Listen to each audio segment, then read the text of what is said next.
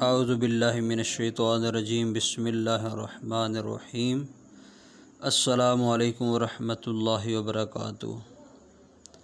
آج ہم گفتگو کریں گے کہ تکبیر تشریق کیا ہے اور یہ کن دنوں میں پڑھنی چاہیے۔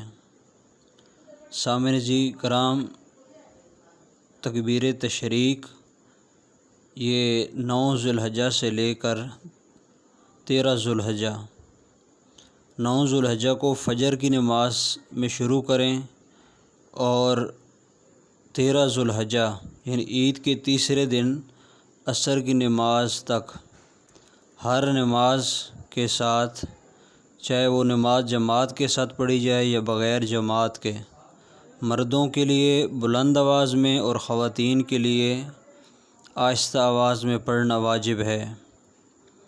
اور اگر کوئی فرض پڑھنے کے بعد، یہ فرضوں کے بعد پڑھنی چاہیے، فرض پڑھنے کے بعد بھول گیا، سنتیں بھی پڑھ لی تو یاد آ گیا تو پڑھ لیں تو واجب ادا ہو جائے گا۔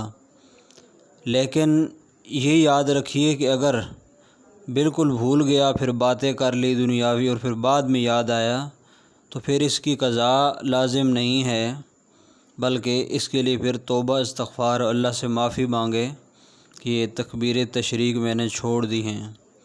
ہر نماز کے بعد جو ہے یہ پڑھنا واجب ہے، چاہے عورت ہو چاہے مرد ہو۔ اور تکبیر تشریق کیا ہے اور کس طرح تکبیر تشریق پڑھتے ہیں، وہ اس طرح پڑھیں گے تکبیر تشریق: اللہ اکبر لا الہ الا اللہ واللہ اکبر اللہ اکبر وللہ الحمد۔ اس کو تکبیر تشریق کہتے ہیں۔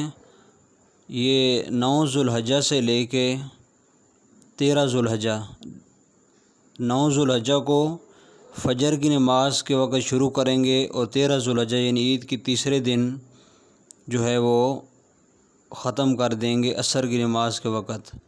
ایک دفعہ پڑھنا واجب ہے اور 3 دفعہ پڑھنا مستحب سنت اچھا عمل ہے۔ اللہ تعالی ہمیں عمل کی توفیق دے، آمین ثم آمین۔